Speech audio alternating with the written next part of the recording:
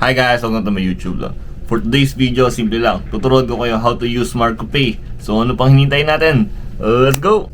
So yun, for today's video, gagamitin natin how to use Marco Pay kasi nga diba digital payment na dito sa barko namin. So tuturuan ko yung step by step how to use it. Yun. So before tayo mag-umpisa, please do like and subscribe my YouTube channel. Nasa baba yan. Yun. Sa road to 10,000 na tayo, diba? Alam mo naman, medyo big time na. Alam mo na. So without further ado, let's go. So before, siguraduhin mo muna na naka-register ng Marco Pay mo lahat-lahat, tapos naka-sync na siya sa sa company mo para mapadalan ka ng allotment. So i-fast forward natin, mapadalan ka ng allotment. First, i-login mo yung Marco Pay mo. Yes, after login, ito yung Marco Pay mo. $165 yung allotment ko. Pumasok. Ayan, makikita mo yan. Tapos, tignan mo yung notification, yung ring bell sa gilid para makita mo kung may mga nangyayari sa account mo or whatsoever. Makikita mo, receive salary. Ayan, so makikita mo yan. Malinaw na malinaw sa sabaw ng pusit. Afterward, balik ka sa homepage. Homepage, balik ka. Pindutin mo yung Forex. Yan. Kasi sa pagpapadala ng pera dito, kailangan mo muna siyang i-transfer from dollar to peso. Hindi mo siya masisend in case if wala kang dollar bank account. Pero another story mo na yan. Doon lang tayo sa allotment. So dollar to PHP lang tayo. Yun, pindutin mo yung Forex. Ayan.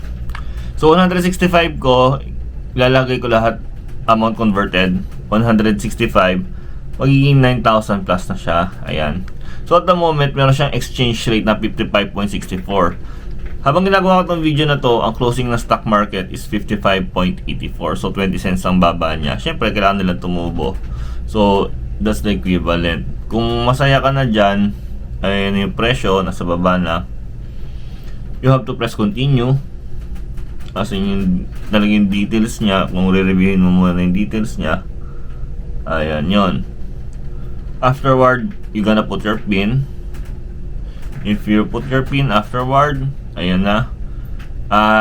Transaction complete. Ito yung pinaka-critical dyan. So, meron siya sinasabi dito, transfer of e-money to your account. Ay, basahin nyo may baba kasi mga ibang tao hindi nagbabasa eh. Transfer of your e-money to your own account will be credited within 30 minutes. You will receive notification once completed. Bali sa email yung yung notification na yun. So maghihintay ka lang, 30 minutes lang yun. Tapos pag tingin mo sa Marco Pay mo, magiging 00 yan. So kung magugulat, huwag ka masya-shock kasi nga pin-forex pa nila yan. So medyo oras lang yan, saglit lang yan. Tapos after that, check mo yung register Gmail account or email account mo sa Marco Pay, and then they will send you this one na ayun nga, nakapagpasend na sila, na successful na siya. Afterward, ayan na, yung Marco Pay mismong page mo, nandiyan na yung conversion, 9,000 na siya. Afterward, i-send mo siya kung gusto mo mapadala natin pera, diba? Pero bago mo padala yan, like and subscribe my YouTube channel, huwag kalimutan.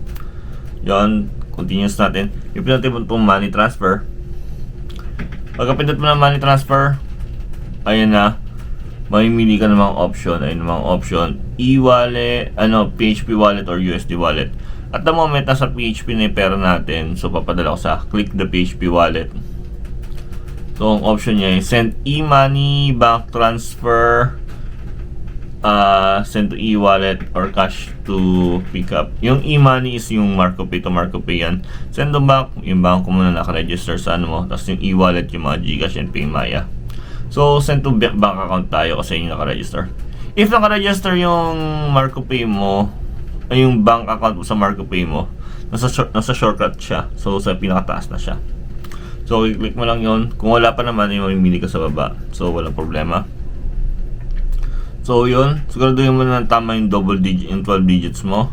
Kasi ka dito, magpipirma ka na tama yung nilagay mo. So, para sinasabi nila dito na wala silang kinalaman if mali ka ng sinend kasi kasalanan naman yun. Kumbaga, I hereby confirm that provider read are all accurate and correct and complete. MCP assumes No responsibility and liability. Ayan, so may disclosure sila sa baba. So, tandaan nyo maigyan. Wala kayong habol dyan pag mali ang lagay mo na pera. So, ayan, pipindutin ko lang. Check. Pag na-check na, press continue. Ayan, so continue sa baba. Ayan, double check yung information. Hindi ka naman nagmamadali dyan kasi walang expiration. Tapos kada transaction talaga importante ang PIN. So, wag mo kakalimutan or pamimigay ang PIN mo basta-basta kung kanino lang. Yan, transaction successful. Tapos yan, 0 na siya. Tapos yung ganun check ka. Tapos tignan mo yung notification, andyan yung period mo. So, yun na yun. So, hindi ko na mapakita yung video account ko. Napasend naman na siya. So, yun lang.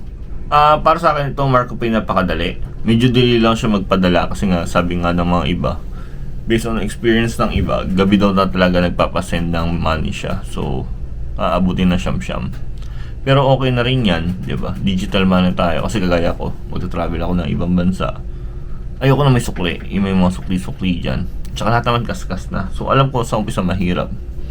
Pero once you get adapted naman, okay na siya. At saka yun nga, kunyari kailangan ng emergency money sa Pilipinas, may papadala mo lang siya. Yun lang. Ayos to nga na Marco Pay. Sunod natin pag-aralan paano siya i-loan, stuff like that, yung mga insurance niya. So, kakalkalin pa natin tong apps na to hanggat kaya natin kalkalin. Gagatasan kung kayang gatasan. Ayun. Yun lang muna at the moment. Pero ayos naman. Yun. So, kung gusto niyo ng mga video na ganito, kung may natutunan ko o wala, please do like and subscribe my YouTube channel. Maraming salamat. Road to 10,000 na tayo. Salamat sa ulitin. Peace out. Skirt.